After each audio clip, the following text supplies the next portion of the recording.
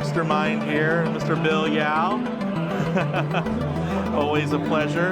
Actually, Bill, do you have a minute to give a couple of sound bites? We haven't.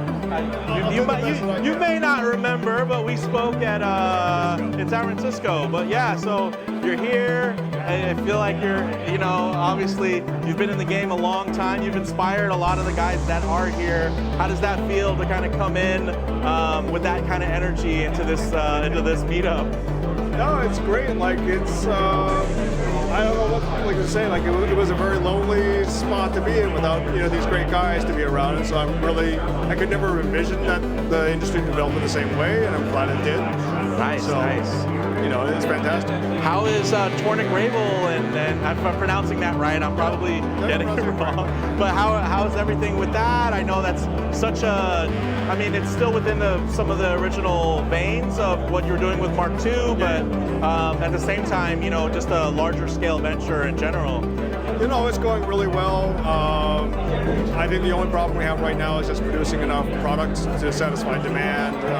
But at the same time, we still have to maintain that kind of commitment to the quality that we want out of the product. And so at this point, we're doing the best we can, and we're just trying to ramp it up slowly so we don't end up making bad decisions that are good in the short run but bad in the long run. So. Those are still being assembled in Japan? Yeah, they're still being in Japan. Nice. In terms of timelines for maybe the return to some of those longer, more in-depth, hand-assembled by you projects, what does that look like in terms of the horizon for that? To be honest, there's not going to be a lot. We're going to be releasing a couple of 300s in the next couple of weeks, but it's going to be only a handful of pieces. Okay. And we'll keep doing those as long as we have the time to do it. And so we just happen to have some downtime. We're putting some more together right now. So. Absolutely. Well, I mean, it's always a pleasure. The stuff always looks great. It's always awesome to actually see it in person.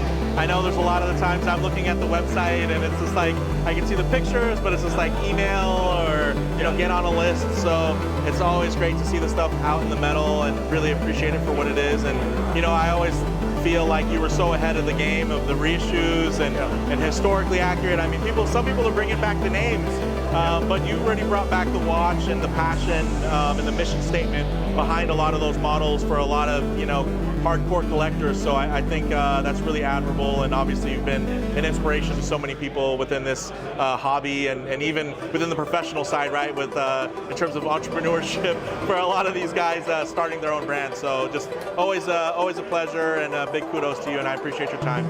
Thank you very much. Thanks for stopping by. Thanks.